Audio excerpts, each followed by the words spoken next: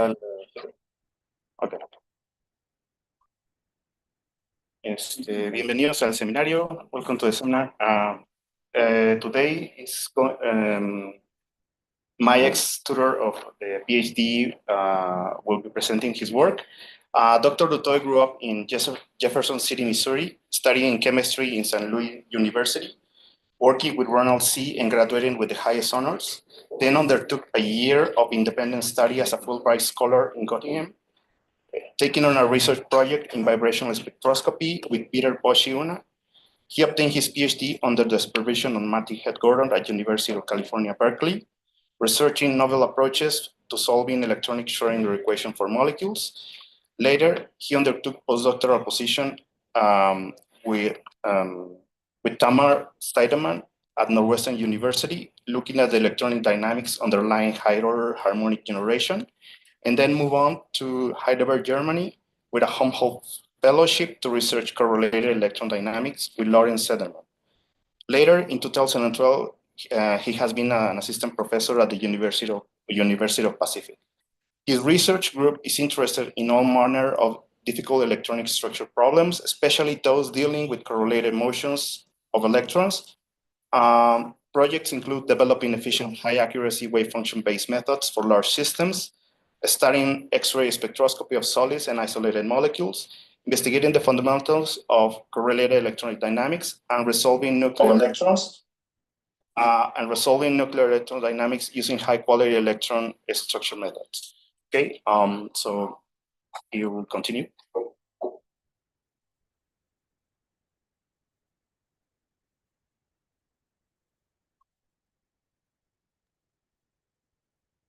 Yeah. Is it my turn? Am I on? Yeah. Oh, okay. Okay, so thank you for having me. This is the first time I've given a talk on Zoom, so I'm a little what do you say, disoriented. So thank you for having me. I'm excited to be able to present my work to you. I have fond memories of having Boris in my group, and he told me a little bit about the research group there that you are largely solid state electronic structure theorists. So I sort of oriented my talk in a way that so the title is a series expansion of a scalable Hermitian excitonic renormalization method.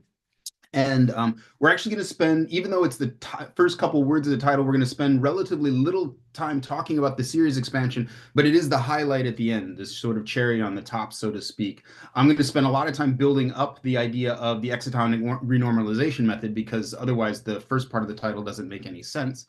And then at the end, I can address the new development, which is the series expansion to make it Hermitian.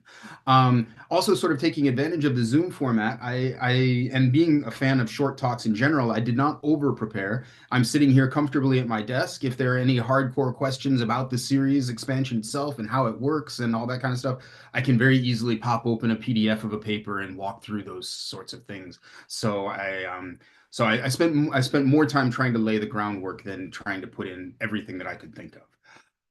Okay, so that said, I think we'll go ahead and get started. I didn't actually hear Boris say it, so I'll just go ahead and say it. I'm happy if people just want to jump in and ask questions in the middle of the talk. All right. So here's the sort of the profile of the way this talk will work.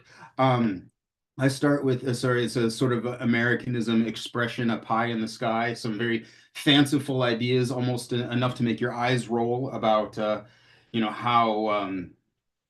fantastic we're going to solve all the problems, but then I'll bring it down to earth a little bit. About 2/3 of the way through the talk, it'll be like, okay, this isn't working, and then basically the series expansion part of it is the efforts to save this, and at least gives us something to think about in terms of that there does appear to still be some promise here, at least enough to continue inspecting and pursuing. Let me just take note of the time so that I don't go way over. All right. All right. So then here's the eye rolling part. This is a remake of a cartoon that I loved when I was a kid. These two mice would always try to take over the world every night. And so basically, the joke that essentially it's a joke to lead into this slide. What are all of the things that we're going to do? What are all of the problems we're going to solve? Well, we're going to solve the protein binding problem and enzymatic catalysis and electronically excited states in solution. We're even going to attack photosynthesis and respiration chain. The idea here is not so much to say that we're going to do all these things, and certainly not that we're going to do any of them, many of them in the near future. It's the difference between magnitude and direction. The idea is I'm plotting a very clear direction for how I want the research to go, and I'm just going to get as far as possible in that direction. And that direction is I want an electronic structure method that has all five of these properties. And that's a very tall order, and it involves rebuilding things from the ground up to get there, right? We want it to be general purpose, and we want it to be able to handle ground and excited states. We want it to be able to handle big enough systems to be interesting to condensed phase scientists, tens and thousands of electrons. It needs to be systematically improvable. That is, there need to be a certain sort of what you might call knobs, which at least theoretically, if you turned all the knobs up to maximum, you would have an exact method. Now, of course, you would get such an exact method against absurdly increasing cost, but the idea is that the knobs are all there, and so we're not going to make any of what I call non unrecoverable approximations. So all of the approximations that we're going to make are things that could be put back if you really felt those physics were needed. And on that topic, it should be physically tunable. That is, the knobs that we have to tune up the accuracy should have some um, physically meaningful traits to them that we can understand how the result we're going to get is going to depend on them. And of course, it has to be affordable enough to actually use. And then I'm not going to spend too much time on them, but this list of possible targets it's a progression. There are some cases where you're happy in the ground state and all you really need is very high accuracy in your electronic structure energy. But then there are other places where you stay in the ground state, but the electrons are doing something interesting. Like in a metal center, you have this static correlation. The electron dance inside of a metal center is very complicated, but you're still in the ground state. Maybe you're interested in small molecules, but you're interested in the excited state, small molecules in a complex environment, like in the solution phase, and you want to. And so these are interesting experiments where they were looking at the relaxation of solvent by actually exciting sodium atoms in a solvent. And in order to simulate those experiments, you will need to do some quite complicated electronic structure theory. And then, of course, there's at the peak of all of this is the grand challenge, everything all at once. It's excited states, it's chemical reactions, it's metal centers, it's everything all at the same time. We'd like a method that at least theoretically could start approaching this, even if I die before we get there. Okay, so now that was all the sort of practical introduction, sort of like, what are we trying to do? Why should you care? But let me tell you why I care. And it's got nothing to do with, saving humanity or even advancing other people's objectives for science. It's just, I am personally just fascinated by this disconnect, this academic disconnect between two ways of looking at physical chemistry at the molecular level. So you've got the chemist's approach, excuse me, the chemist's approach, where, sorry, the world is made up of atoms. Atoms collect themselves into functional groups. They're connected by bonds into molecules. They interact through electrostatics, and you can see statics is in quotes here because if it's something like the van der Waals approximation, it's not really electrostatics, it's more electrodynamics at a deeper level. But this is the way a chemist views a molecule. This is the way a physicist views a molecule. You've got a bunch of independent electrons, or not independent, they're coupled, of course, but you've got a bunch of individual electrons, and they have energies associated with the states they're in, and then they talk to each other. And it's just a pure miracle that chemistry comes out of this. And so what I want is something that's sort of in between what I think of as the messy, approximate, but fast and intuitive method of a chemist. That is, you can talk to a chemist and you can say, what's going to happen when I mix this chemical with this chemical? They're like, oh, you're going to get such and such substitution, an SN2 reaction here, a Diels-Alder addition there, a cross coupling here and there. And it's like, so that it's amazingly fast and intuitive what a chemist can do in their mind, right? But it's not all that accurate. They very quickly end up in a territory where, well, if we want to know, we just have to do the experiment and find out. And there's a lot of reactions that don't work. Then you got, and then of course, physics starts rigorous and exact, but it's really unwieldy to try to get chemistry out of this equation. And, for most chemists, it's a little bit mind bending. I mean, even for me, the connection between these two is sort of mind bending. So, what I really am looking for is I'm looking for a method that is both rigorous and exact and fast and intuitive. That is, it should divide the physical world rigorously up into units that are intuitive and lead to a practical. All right, I just want to kind of make a quick check here. Please jump in if I'm talking too fast or if the audio is coming through scrambled, or are we good on the technical level? It's okay. Everything's good? All right. Um, so so here's the proposed paradigm. The idea is to divide the Hamiltonian. So this is the rigorous, physicist Hamiltonian, right? I want to divide the Hamiltonian for some supersystem, which in this case might just be a bunch of water molecules, but the idea is that it would eventually be more complicated than that. I want to divide the supersystem into a Hamiltonian where it's so you have the Hamiltonian for the individual fragments, and then parts that couple those fragments together. And this all by itself is not a new concept, right? Effective Hamiltonians for coupled systems. This is just, let me say, a writing down of a formalization of a concept that's been out there for a long time. What is going to be different is the fact that I want to build it up from the ab initio Hamiltonian in a systematically improvable way. It's also related to something that we call the incremental expansion in chemistry, where basically you can compute the energy for a bunch of fragments. Then you can compute the change in the energy for the couplings between those fragments, and so on and so forth. And you can build up the total energy in this way. And the idea is that this series truncates relatively quickly, that you don't really need to consider interactions between much more than 4 or 5 fragments before the accuracy that you care about, before the precision that you're getting from your answer is below the precision that you care about. So what we're doing essentially by writing the Hamiltonian like this is we're taking the incremental method and we're putting it into the space of the Hamiltonian itself. And here now we jump into the more rigorous side of the formalization of this. Not just saying, I would like to write a Hamiltonian down that has roughly this form. It's like, how are we actually going to do this and be sure that we can do it connecting to the ab initio Hamiltonian? So to start with, just as a mental model, we are not restricted to one-dimensional chains. It's just the easiest thing to write on the page of a slide. So I want you to imagine a one-dimensional chain of subsystems. We'll number them from 1 to n, and each subsystem has a set of states associated with it. And what I want to make very, very clear, this is like the underpinning of almost all of this, is this point. These here are many electron states. They are not orbitals. Right? They are the states of all of the electrons in this fragment, which could be a single atom, and maybe a metal atom, or it could be a water molecule, it could be a benzene molecule. But the idea is that all of the important, strong correlations inside this fragment are already wrapped up in this set of states. Now you can write out, at least formally, a wave function for the overall supersystem in terms of just a tensor product of the states of all of your subsystems. But then the idea of putting everything inside of one ket is that implies that there's an overall anti-symmetry. Overall, there's an anti-symmetry to this. So it's a properly anti-symmetrized wave function that is as close as you can get to a tensor product of all of the subsystem states.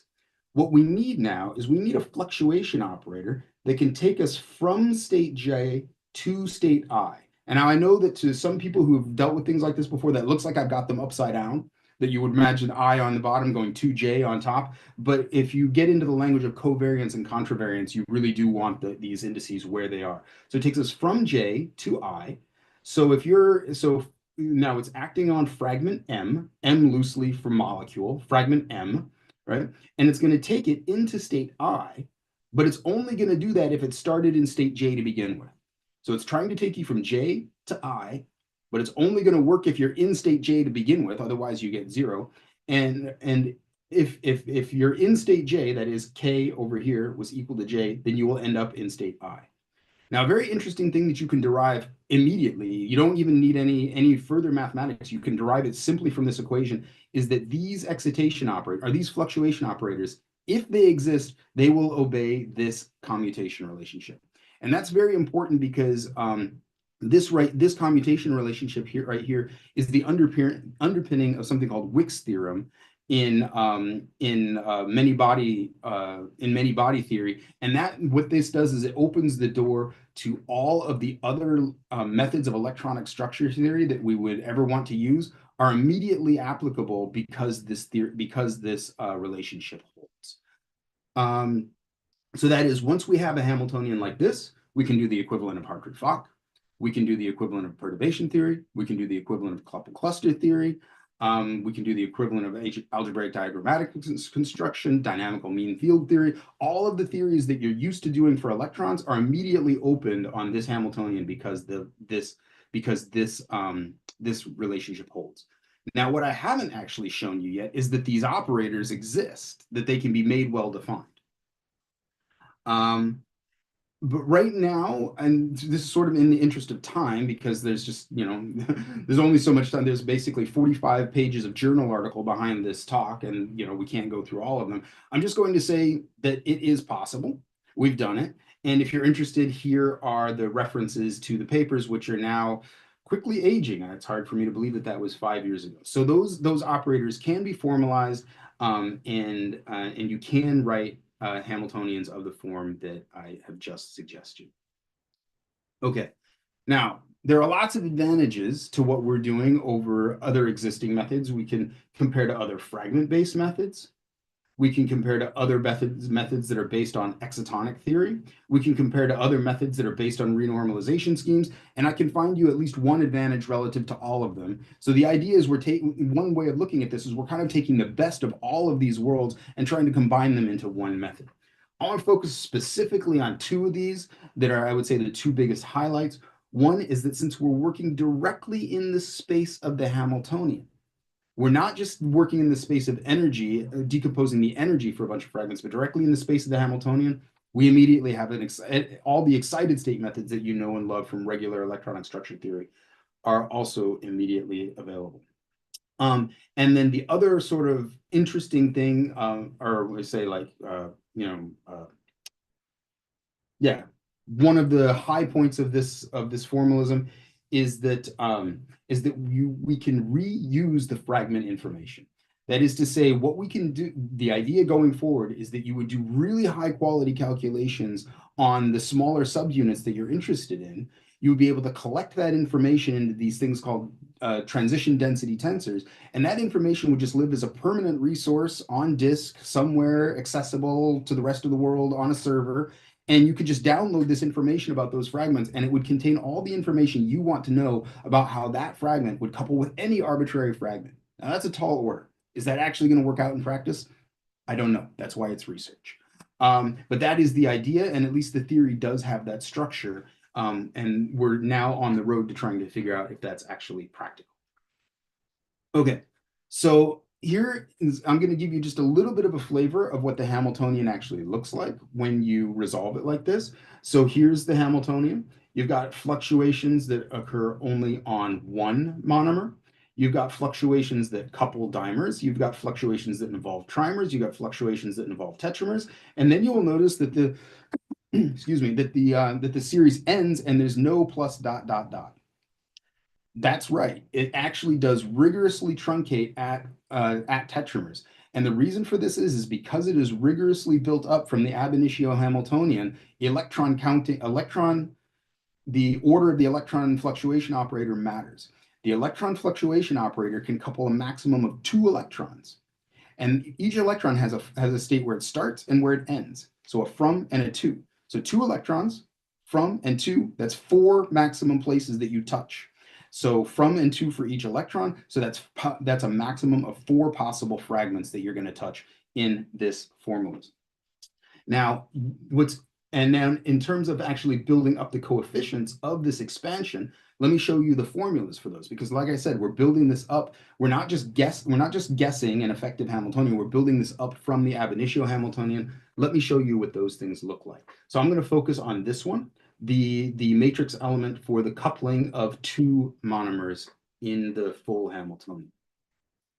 So sometimes I abbreviate it like this. And then here, what I'm doing is I'm expanding out the capital I and the capital J, the capital I and the capital J here. So this capital I is the state of a dime, is the bra state of a dimer. This capital J is the ket state of a dimer. And so when you expand that out, that's basically saying, okay, I've got a bra state for my dimer. I've got a ket state for my dimer. And now and then that essentially works out to be tensor product like for the state of your two monomers. And then the state of your two monomers in the bra. And now these plus minus and the zero zeros indicate that there are five different cases here. If you have touched two electrons, the most you can do is you can either move no electrons from one fragment to the other. You could move one electron from one fragment to the other. So that would leave one fragment in a cationic state and one in an anionic state relative to the ket.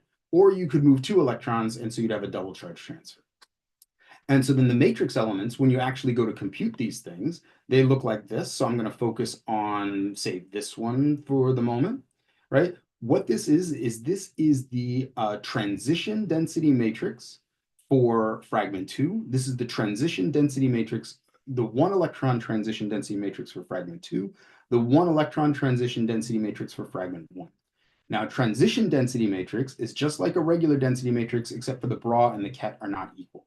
So it describes the one electron properties between a bra and a ket that are not equal to each other. So that interesting thing about this is this. So now we're looking down here, right? So this would be a transition density tensor because it has three indices instead of two, right? Every single thing that you see in this expression refers to the same fragment. So that's what I meant about reusable fragment components. Once you compute this transition density tensor for a given fragment, for a given set of states for that fragment that you care about, then at least in principle, you know everything that you'll ever want to know about that fragment. So what you do to build the Hamiltonian elements is you take the information that you know about the individual fragments through their transition density tensors, and you contract them with the molecular integrals that you compute as needed. So that is to say you're doing a new system that nobody's ever done before, which is to say a new combination of fragments. And now those fragments are now going to be in a different arrangement than anybody else has done before. So you're going to need to compute the molecular integrals that describe the fragments that you have in the new geometry. Those will have to be so that's the thing that will have to be recomputed each time. In principle, under the best of circumstances, these you would download. And they would give you all the information you wanted to know about the fragments. All right. And now I come to a little bit of a historical anecdote about how this unfolded.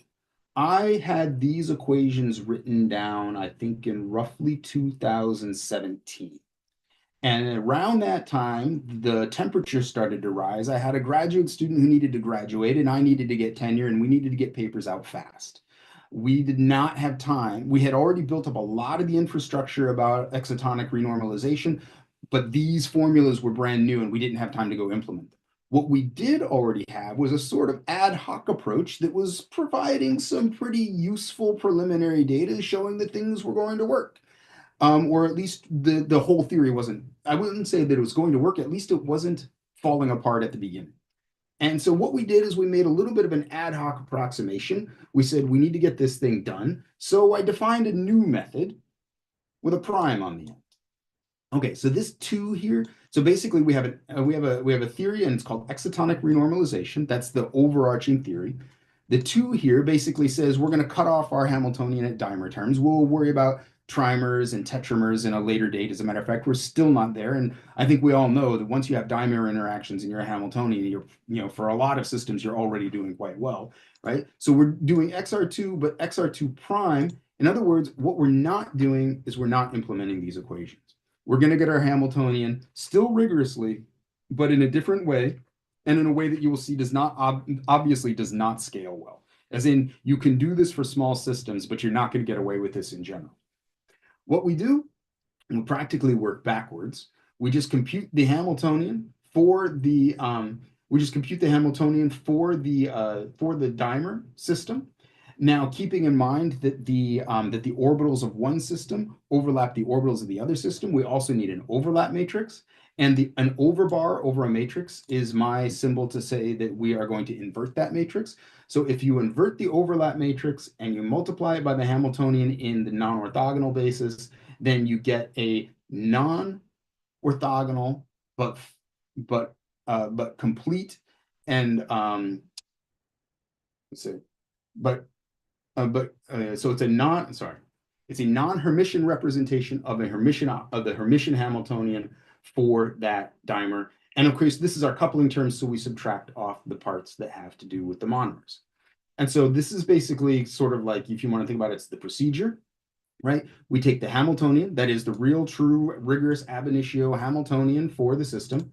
We sandwich it between all the dimer states of the system that we care about, and then we do the same thing for the overlap, where we just don't have a Hamiltonian in there. We invert this matrix and multiply it by there, and then we have our coupling matrix.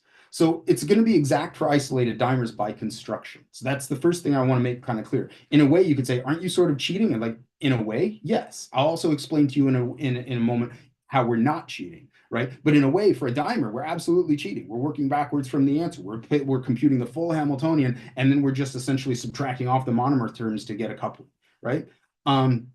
And I think I'm going to skip this because I haven't actually talked about the underpinnings of that. What we don't know are what are the global consequences of doing this. So we have a perfectly fine Hamiltonian describing the interaction between dimers, but what we don't have is a Hamiltonian that we know is rigorous for systems that are larger than dimers. And we don't really know the consequences of that. And we're going to come to that in just a second. So here I'm going to introduce you to our test bed. Our test bed is the beryllium atom. I love the beryllium atom for lots of reasons, and one of the reasons is that it's very, very small. If you freeze the core, you have now 2 electrons, and so it's a theorist's best friend when you're trying to test something. But they're not 2 trivial electrons. Those are 2 electrons that are living in a very nearly degenerate space of 1s and 3p orbitals, and they are extremely highly correlated. Um, I used to have a metric for that, but it's something like they're found in the same orbital, I think something like 30% of the time. So they're, for the most part, they are not in the same orbital as each other. The 1s squared, 2s squared configuration that you learn for beryllium is basically a lie. But of course, it's a lie we need to continue to teach people at the freshman level, otherwise their heads will break.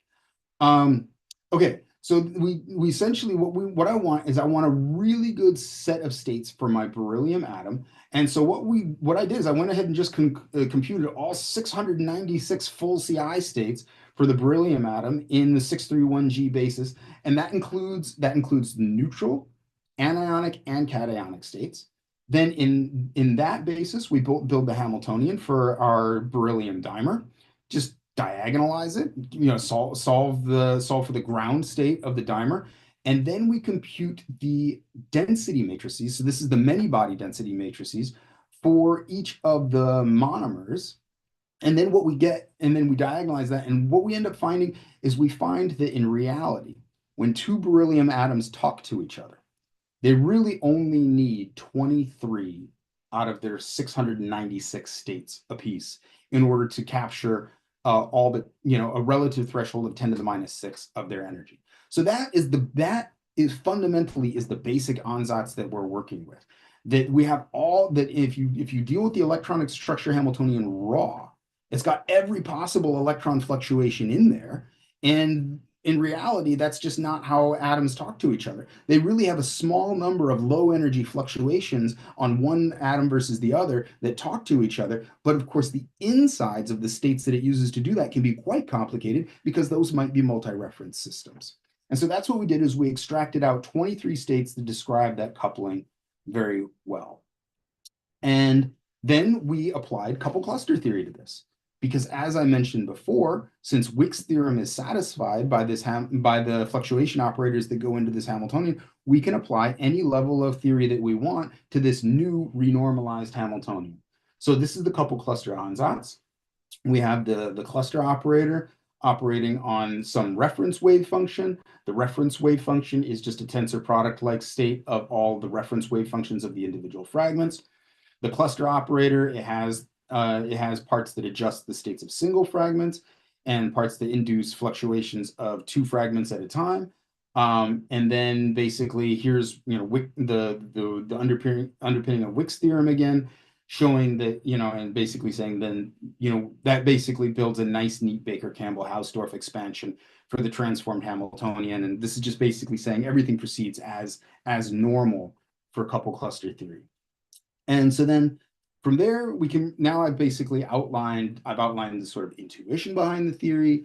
I've given you a little bit of the flavor of the structure of it mathematically, and now I've introduced you to the test systems. And so it's time to talk about the results. So over on the left, right? And so here's your key to how you should be feeling about this right now. So, I wonder if this is going to work, right? We started with pie in the sky excitate, ideas about, photosynthesis. Now we're down to beryllium atoms, but is it going to work? Okay, so basically the first test are just a beryllium dimer. And like I said, this should work by construction, right? Because we cheated. For the dimer, we built the Hamiltonian from the diagonalized dimer Hamiltonian. This should work. So this is us comparing our method, XR2 prime, in its couple cluster singles doubles format. Now the singles doubles here is not the singles doubles you're used to for electrons. That would be one electron moving, two electrons moving. This is one monomer fluctuating, two monomers simultaneously fluctuating with all their internal electrons. And it does really well. I mean, it gets the full CI energy. I mean, it better get the full CI energy, otherwise there's a bug. But then the real question is, how does that Hamiltonian act when you take the same Hamiltonian and now you give it a trimer? Now we did not, so now we're not cheating to a certain extent, right? We're applying our dimer Hamiltonian to the trimer to see how it does. And okay, I mean, what we could say is it's not bad. I mean, it's at least doing as well as couple cluster singles doubles with perturbative triples. And if you introduce triples amplitudes into the wave function, remember, I still don't have triples terms in the Hamiltonian, but now I'm at least allowing explicit triples into the wave function, then the answer gets better. And so the remaining distance down here to the full CI answer for the trimer would be, for that, you would have to put in trimer terms into your Hamiltonian, which we don't have yet. But I think this is pretty satisfactory. And you can ask the question, now what happens when you keep adding more and more and more and more subsystems? Does it just get worse and worse and worse and worse? And the answer is no, it's never worse than couple cluster singles doubles. So I'm going to say on an energetic level, that's pretty satisfactory. And of course, one of the reasons we're doing this is, one, we've succeeded in breaking our world now up into chemically meaningful units of atoms. We're kind of getting away from fluctuations of electrons. At least now we're more in the chemist world of thinking of atoms. But another thing we're trying to do is we're trying to make an efficient method. So how are we doing? So we tested it for up to 100 atoms, and this is what our scalings look like, right? I mean, CCSD parenthesis T, and the reason why parenthesis T is in dark is because I'm only showing you the triples part of the calculation, the timing for it, right? I mean, as expected, I mean, it's end of the 7. It just goes through the roof. You very quickly can't afford this at all, right? Singles doubles is better, right? If you leave off the triples, it's better. We are scaling, formally, we should be scaling cubically, end of the 3rd, but with a very, I mean, this was one of the best days of my life when I said, you know what, I have an idea. And 30 minutes later, I had dropped half an order off the scaling, right? It was like a really quick approximation saying, if I just insert a threshold here, like answers agreeing to the energy of 10 to the minus 12, but it's no longer end of the 3rd, now it's end of the 2.5. So it's extremely efficient in terms of its scaling compared to theories with which it is competitive in terms of accuracy. Now these timings are old. I think they're almost like 2017 or 2019 old. So the actual times don't really matter, but you can basically see that, like, I was doing 100 atoms in 10.6 minutes, right? And if you did the same calculation using CCSD, it would be 31 hours on that particular computer on that particular day. So this is a qualitative difference in workflow. This is the difference between basically, submitting your calculation and coming back after lunch the next day versus deciding not even go to lunch because you want to see what the answer is. Like, that's a really big difference in your workflow. And of course, 10,000 atoms would take you 2 weeks and be utterly impossible with its competing methods. So at this point, everything looks great, right? Everything except for the fact that that I'm cheating, right? I'm constructing the dimer Hamiltonian from the actual answer, and then using full CI calculations on the dimer, and that's not generally going to be possible. So I should really go back and implement the formulas that I said I was going to implement, because those should scale better, and those have the property that you can just download the components and reconfigure them. So how does that do? Terrible. It does absolutely terribly. So this is one of the worst days of my life, right? I mean I spent months looking for the bug before I came to the unfortunate conclusion there's no bug. The code is fine. This is the answer.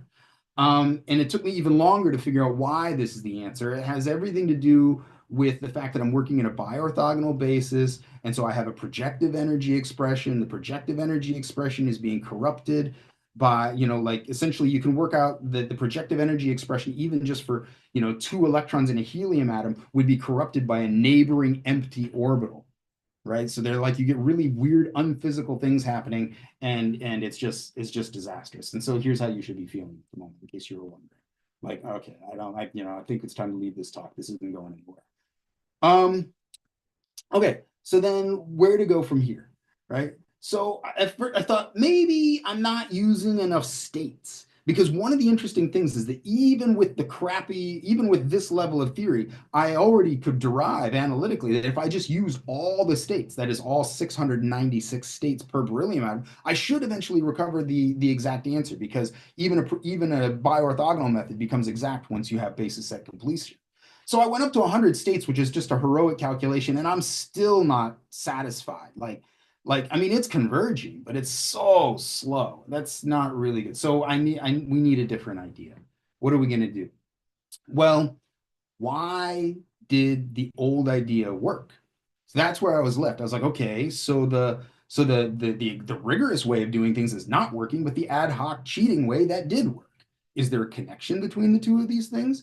I said, well, what we need a formalism that's actually Hermitian. Because the fudged Hamiltonian, that is to say, the one where you're doing what you should not do, it was Hermitian, and that's why it was working. Is there a connection? And the answer is yes. And we managed to connect the bad results to essentially the almost exact results by way of a series. So the bad results are now the zeroth order term in a series, and the good results, the ones that we got essentially by cheating, can now be shown to be the limit of a series, which actually appears if you look at this, right? So here, red, that's bad. That was heartbreaking, right? The first order correction, wow, that's looking like that wants to converge. And already at second order, man, we're at least in the area that we care about, we are dead on. It's still doing something screwy over here.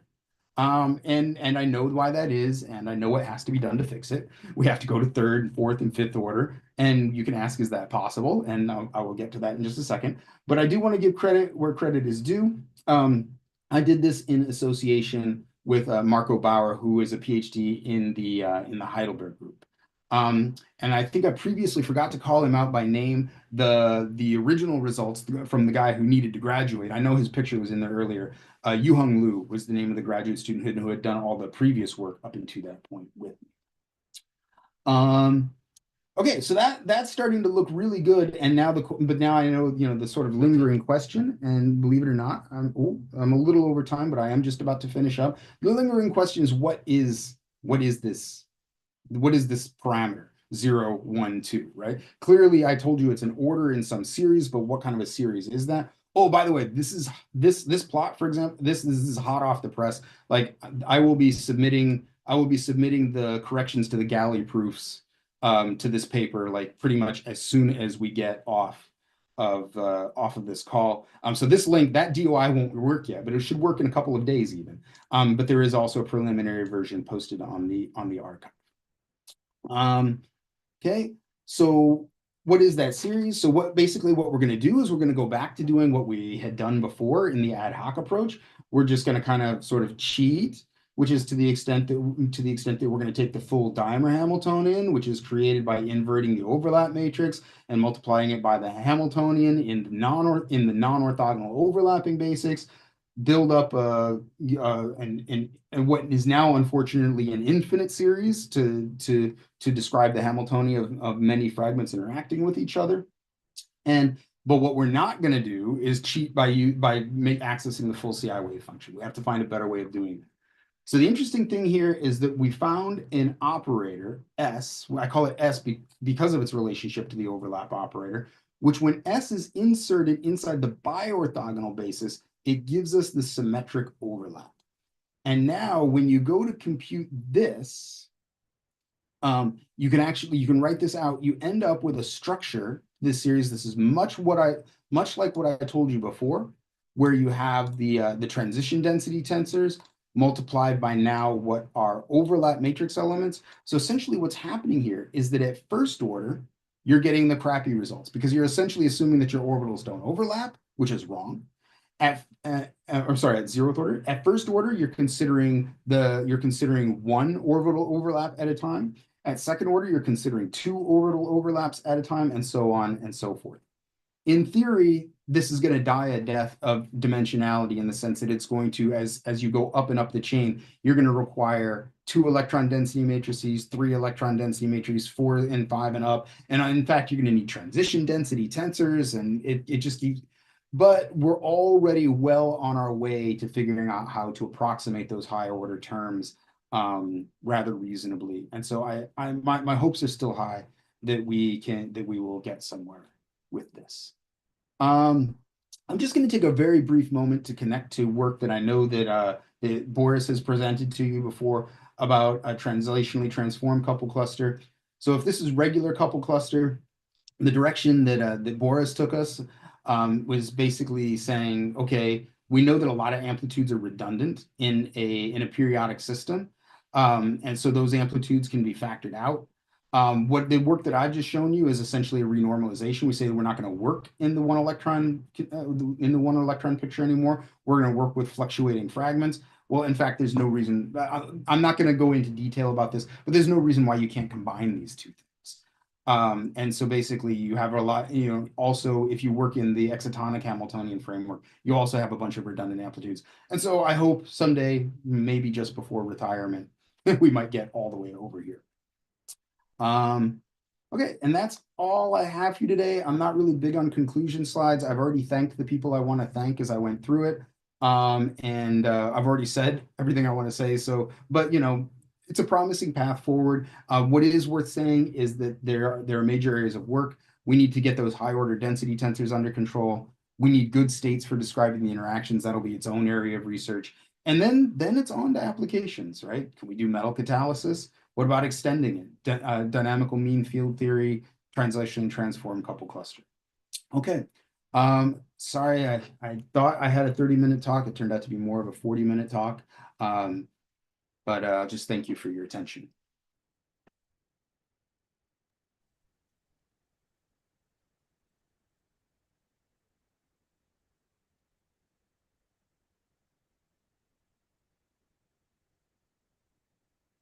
Well, I have two questions just because I'm outside to these theories. One is if there is a connection with the valence bond, generalized valence bond theory, in the sense that your monomers are not, as you said, are in fact fragments or could be molecules or so. Is that right or no? Yeah, so what I would say is that, yeah, I mean, one of the nice things about this formalism is that there are connections all over the place. It's a combination of almost everything that's ever been. And valence bond theory is one of them. So let me formalize it for you. The valence bond theory would be what you would get from this theory if you only allowed one state per fragment. So essentially what you do in valence bond theory, you just take you take this fragment and you tensor product it with the wave function of its neighboring fragment. And you don't allow any fluctuations. Then you get valence bond theory. To me, this is also one of the strengths of it is that it's basically says that valence bond theory has a lot of theoretical strength to it, right? In the sense that it captures, for example, the F2 bond is better described as a valence bond than a molecular than it is in molecular orbital theory because those electrons are so highly localized on their respective fragments. As a matter of fact, if this theory has any problem, it's the excitonic theory has any problem, it has a harder time going the other direction. It's going to have a harder time reestablishing a covalent bond through fluctuations. My initial expectation is that you should not try with this with excitonic renormalization. You should not try, at least not in the early days, you should not try to cut a covalent bond. Because in order to get the covalent bond back, you're going to have charge fluctuation across the boundary between the fragments. And then, in theory, it's possible, but it's not the first thing I'm going to try because I'm not expecting it to do incredibly well for that. And the other question is more in the same line, but is in other kind of schemes. When you say, so there are theories to catch strong correlation systems using density metrics rather than density. And then in that kind of model, you have to use also cumulants to describe. Is that connected also with this? Could you have some similar situations here? Yeah, so here I can give a much less precise answer because I'm still more in the learning phases. But so the one place where I know that essentially we're going to have to use cumulants is that I don't actually have a very let me go up several slides to show you where it happens. Oh, please come back. Okay. It's here. So you get these things like you have in here for these terms, these are regular old one electron density matrices. This here, where is it? Where did you go? Actually, there isn't a two.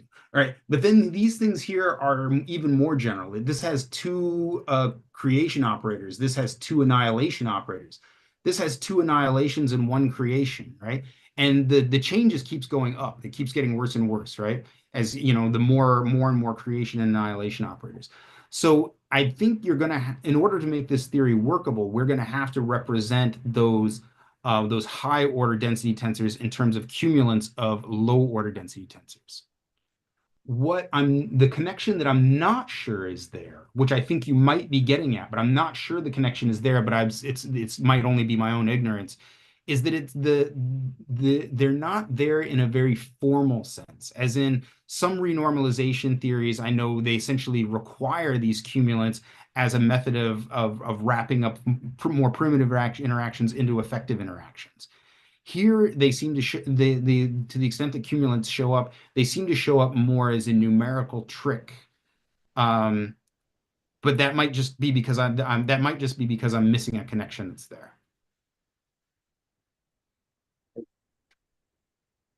Other question?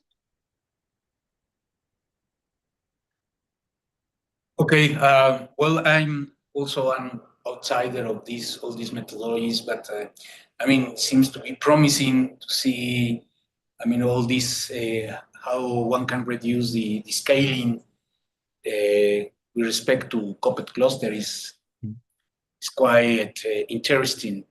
But I wonder if it won't be a problem in systems like metallic systems where the states are pretty much delocalized. So how it will work?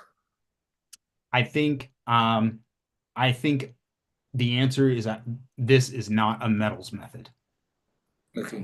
This is a method, I think, at best in my starry-eyed dreams, maybe semiconductors. But once you get to the true metallic limit, no, it's like because I think the idea, like, fundamentally, it's just wrong to think about a metal in terms of fragments. A metal is fundamentally a macro system. Yeah. Yeah, that's actually what I was thinking. In a systems where it is hard to identify a fragment, where you can more or less to imagine that your main states are localized there. Yeah. But once that you don't have a way to unambiguously define fragments, Right. then things start to be more complicated, I think. Yeah, I absolutely agree. Okay. Thanks. Mm-hmm. I had the same question as well, but let me ask another question. So your wave function is an antisymmetric product of fragments wave functions. Am I correct? That's right. Okay, so how you can write an equivalent between this wave function and the couple cluster wave function, for instance? Is it possible? You mean like how it is that we're able to apply the couple cluster ansatz to this Hamiltonian? Oh no, like how can you recover the normal wave function, the one that we get from atomic orbitals? Yeah.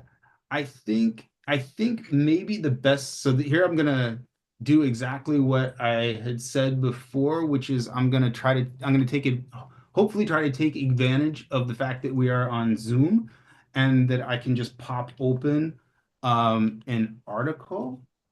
See, main theory, because I think it's much better with equations, this question is.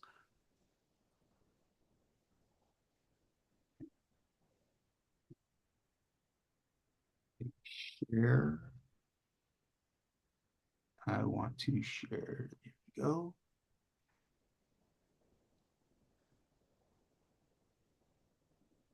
All right. So let me scroll down to it.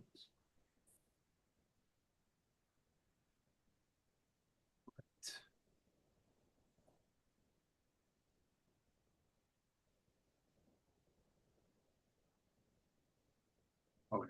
Yeah. So here's where I think we want to start.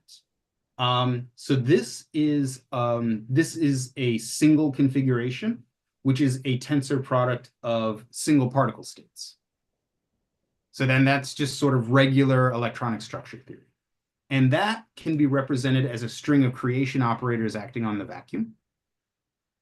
And now what we can do is we can define, where are they? We can define these operators, which are essentially, what these operators here are, I can't get the whole thing to highlight, but this thing here I'm circling here, this is what you might consider a configuration creation operator. So it creates a configuration of a given fragment, and it's actually nothing more than an abbreviation for a string of creation operators. So basically, you just take the string of creation operators on a given fragment, you just package them into one operator, and there you go. And then, if you want to build the operators, let me see where it is. Yeah, so then if you want to build an operator that creates a correlated state of a given fragment, it's just a superposition of the configuration creation operators for that specific fragment. And then these creation operators for the correlated fragment wave functions are then how you essentially build the overall tensor product states for those fragments. So that at least the gap that I'm trying to fill there is the connection between the primitive, right? Like the single electron states up to the many body states. I'm not sure if I actually got your question. Like, was that it? Yeah. Okay.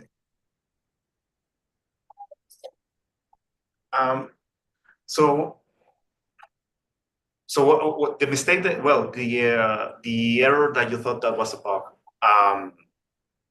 and at the end you realize that it was due to the fact that it was due to the Bartonel basis.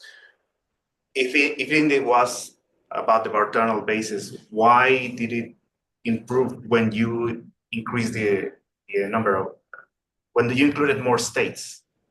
Yeah. So this is a weird thing. Let me see. You know what? I have another couple slides in a different talk that I had open just a second ago.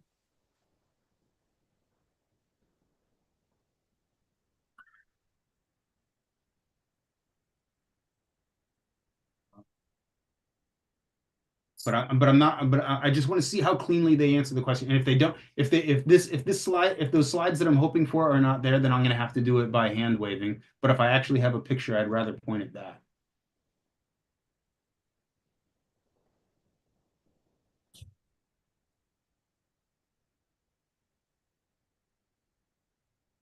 No, it doesn't do a very good job.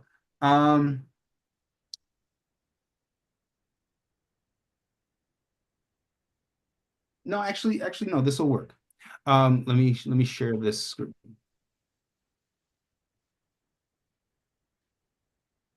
Share here. Okay. All right. So, okay.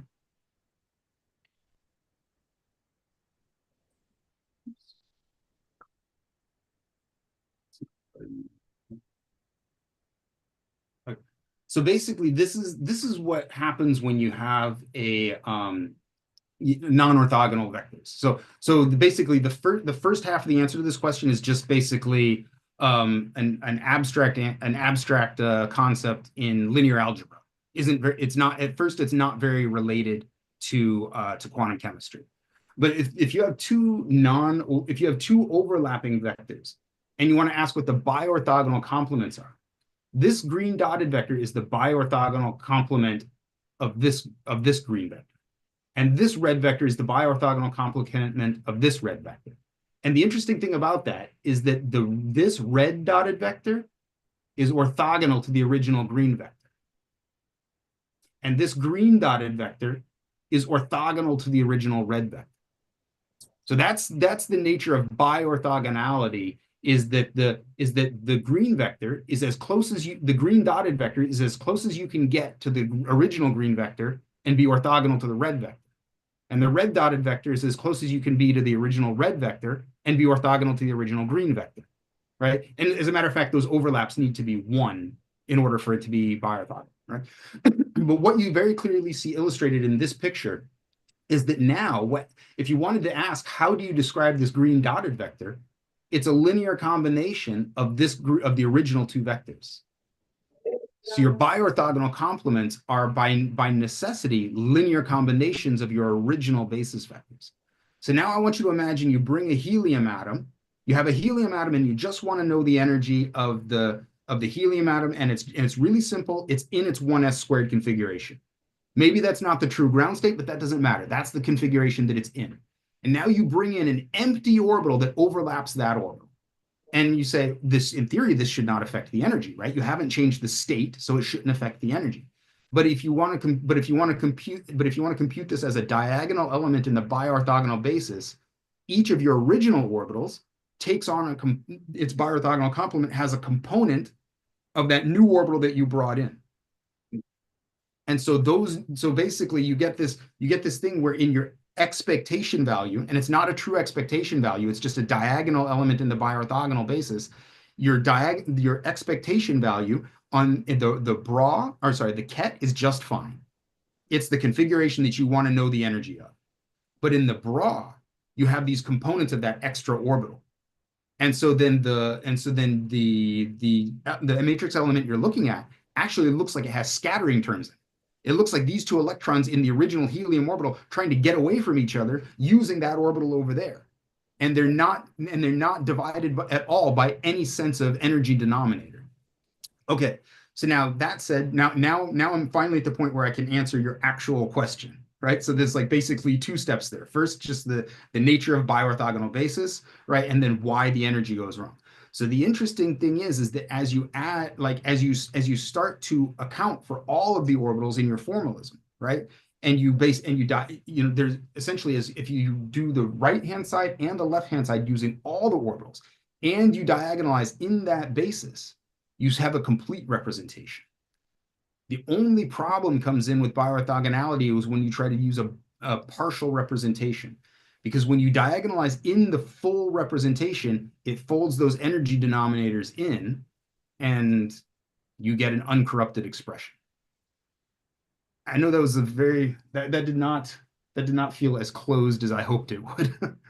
Oh yeah, I understood. So so the orthogonal basis basically is an incomplete representation, and so you get artifacts until you get the full expression. That's when you reach not the true, but the expected value, right? Yeah, that's right.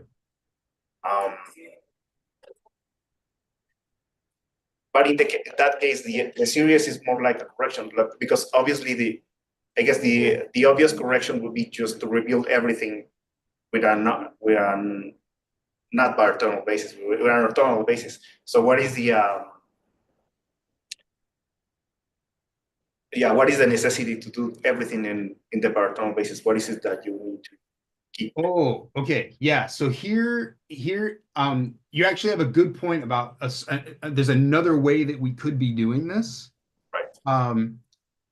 But it would be isomorphic to what we are doing. And so let me kind of make that clear. So the original reason for staying in the biorthogonal basis was that we realized that, oh, wow, like it was like, I actually started this project closer to where I finished than what I expected. When I first started doing this, I thought, I need a truncated basis and I want to keep everything Hermitian and all that. And the equations were just horrible. Like I had not yet invented this S operator that could be expanded as a series. I was just trying to do it brute force. The equations were just horrible, completely intractable, exponentially scaling everything. Until one day I realized if I just completed the entire sum, it was just beautiful. And the Hamiltonian truncated after tetramer terms, and the equations to write out the matrix elements were all there in closed form, and everything was just, and everything was just very nice in the biorthogonal basis, doing it that way. Of course, until we got to look at the results. And then that's basically where essentially what I said is, okay, we really shouldn't be doing this, right? We really need to go kind of back to where we started, keeping everything Hermitian from the get-go. But as it turns out,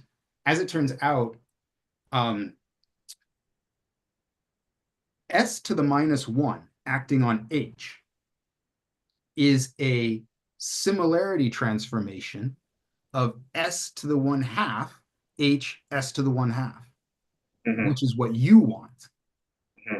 Right? If I were to make everything orthonormal, that's what I would have to do. I would have to take the non-orthogonal representation and do some orthonormalization of it. The most convenient one being the so-called symmetric orthonormalization, which is basically a power of S to the -1/2 on either side. But it's not going to give you results that are any different than just putting S to the -1 on one side. I'm sorry, not S to the 1/2, S to the -1/2 on either side. So then you're right. You should just do it all in an orthonormal basis, except for it's also the same as. But then if you ask why so there's another kind of corollary question. The underpinning mathematics need to remain in the biorthogonal basis in order for you to have the correct canonical anti-commutation relationships in order to be able to derive everything else in closed form. Because if you work in a basis of overlapping orbitals, then you have no canonical anti-commutation relationships. Everything basically, you just end up with this this mess of equations. I don't know, maybe somebody else can sort through them. I haven't found a way through them.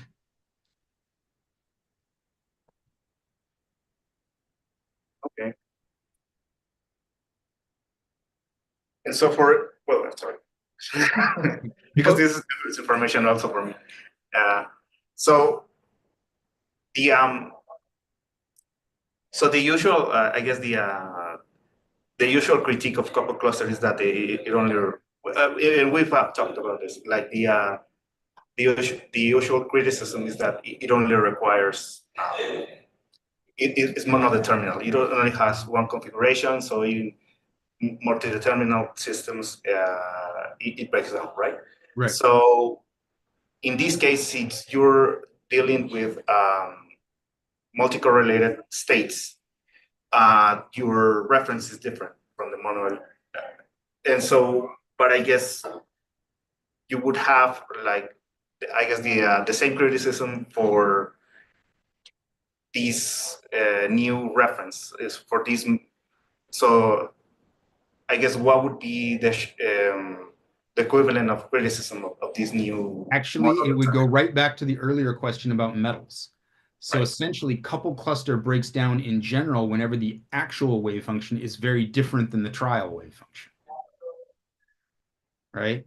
And so then in regular couple cluster, when your trial wave function essentially assumes that the electrons are in orbitals, the approximation you're making is that they're not strongly correlated. And then if it turns out that they are strongly correlated, then your projective energy expression breaks down and everything gets bad. Now essentially what we're saying is our reference, our equivalent approximations, we're saying that the fragments are not strongly correlated with each other. And now in a metal is almost like the worst case scenario. They are strongly correlated with each other in the sense of trading electrons between each other. Right? It's not even just that they're having like dipoles talking to each other, right? They're correlating with each other by trading electrons back and forth. And so it's in that, and so a metal is the worst case scenario in terms of the distance between the trial wave function and the actual wave function. And that's where I would expect everything to break down or become prohibitively expensive. Couple cluster, interestingly, also, and this kind of loops back to your first question, couple cluster also becomes exact as soon as you include all of the fluctuations. Right? The projective energy expression of coupled cluster theory also gives you crazy results if you in strongly correlated systems, but it wouldn't if you would include all the terms. Then you would get a fine variational energy.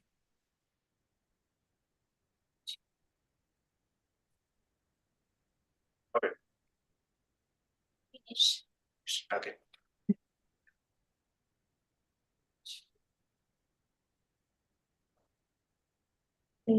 Thank you, Dr. Dutoi, for your seminar. Now showing the certificate.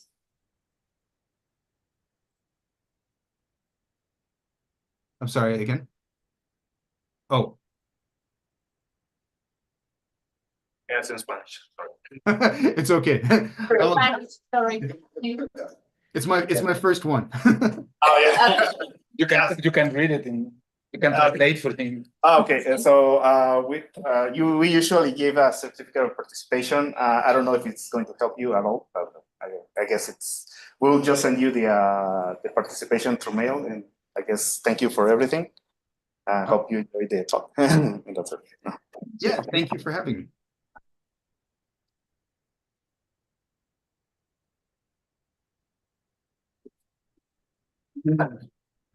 Bye. Catch up with you later, Boris. Yeah.